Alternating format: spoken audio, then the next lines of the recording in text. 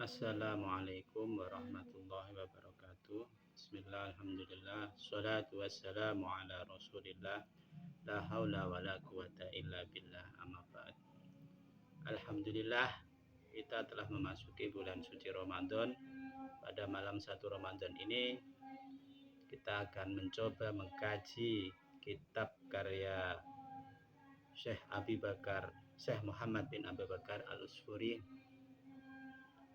yang membahas tentang beberapa hadis, kemudian diiringi atau diberi penjelasan dengan contoh-contoh kisah-kisah para umat-umat terdahulu ataupun kisah sahabat tabi'in dan orang-orang soleh terdahulu.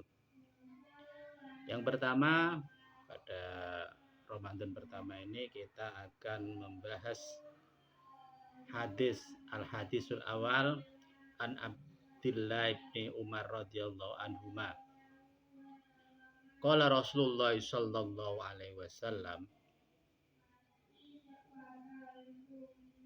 ar-rahimuna yarhamuhumur rahman, irhamu man fil ardi yarhamukum man fis sama. Yang kurang lebih artinya dari sahabat Abdullah bin Umar radhiyallahu anhuma, Rasulullah bersabda, orang-orang yang mengasihi akan dikasihi oleh Allah Sang Maha Pengasih. Kasihinilah atau kasih sayangilah siapapun yang ada di bumi, maka yang di langit akan mengasihimu. Ada sebuah kisah yang terjadi di zaman sahabat, yaitu sahabat Umar radhiyallahu an, ketika suatu saat beliau berjalan-jalan di kota Madinah. Di pinggiran kota Madinah beliau berjalan-jalan melihat ada anak kecil yang sedang bermain dengan seekor burung. Kemudian namanya anak kecil bermain, pasti burung agak tersiksa lah burungnya. Kemudian sahabat Umar radhiyallahu an melihat itu dan merasa kasihan kepada burung tersebut. Beliau mendekati anak kecil, kemudian membeli burung tersebut dari anak kecil dengan perasaan iba dan penuh kasih sayang. Kemudian burung tersebut dibebaskan oleh Sayyidina Umar. Singkat cerita, ketika Sayyidina Umar telah wafat, orang-orang bermimpi bertemu beliau. Banyak orang yang bermimpi bertemu beliau, kemudian menanyakan keadaan beliau. Apa yang telah Allah lakukan kepadamu, wahai Sayyidina Umar? Kemudian beliau menjawab dengan apa-apa, apakah Allah telah mengampuniku? Sayyidina Umar dalam mimpi orang-orang sahabat tersebut, Allah telah mengampuniku dan memaafkanku. Dengan apa Allah mengampunimu, wahai Sayyidina Umar? Apakah dengan kedermawanmu? Apakah dengan keadilanmu? Apakah dengan kezuhudanmu? Kemudian Sayyidina Umar bercerita, ketika kalian telah menguburku, meninggalkanku di dalam kubur, maka datanglah 2 malaikat kepadaku dan hendak menanyaiku. Aku merasa gemetar, takut, padahal Sayyidina Umar ini sahabat yang luar biasa. Ketika ketemu malaikat Munkar dan Nakir, beliau pun ada perasaan gemetar. Kemudian tiba-tiba ada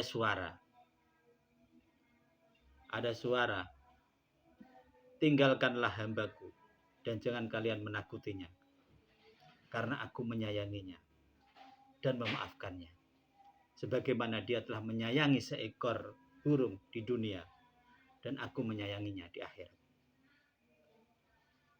Dalam kisah ini kita bisa mengambil kesimpulan, mengambil pelajaran bahwa kita tidak boleh menjepelekan hal-hal yang kecil di sekitar kita. Kita harus selalu menebarkan kasih sayang, kebaikan, sehingga siapa tahu dari hal-hal yang kecil dan sepele itulah Allah memberikan ridhonya, memaafkan kita dan menyayangi kita dari hal-hal yang nampaknya sepele itu. Ada sebuah riwayat juga dari zaman Bani Israel, ada seorang hamba Allah yang soleh. Dan ketika hamba tersebut melihat gundukan pasir ketika Bani Israel dalam keadaan kelaparan. Dan kemudian dia berangan-angan, wah seandainya gundukan pasir itu jadi gundukan gandum, jadi tumpuan gandum yang dapat mengenyangkan Bani Israel. Tiba-tiba Allah mewahyukan kepada salah satu nabi dari Bani Israel dan mengatakan pada orang tersebut bahwasanya Allah Ta'ala telah memberi pahala kepada orang tersebut, pahala bersedekah dari tumpuan gandum, dari keinginan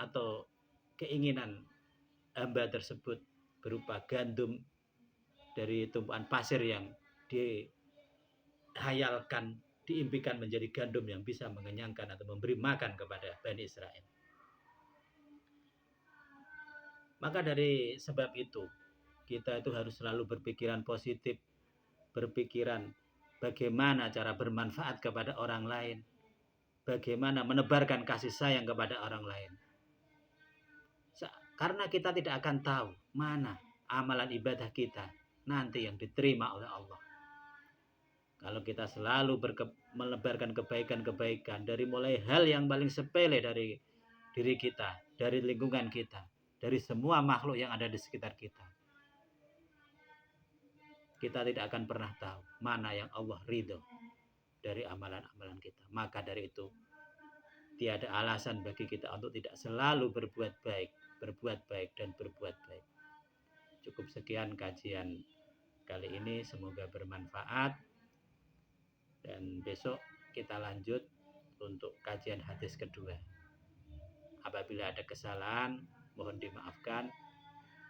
Kalau ada kebenaran itu murni dari Allah Subhanahu wa Ta'ala. Wabillahi taufiq wal hidayah. Wassalamualaikum warahmatullahi wabarakatuh.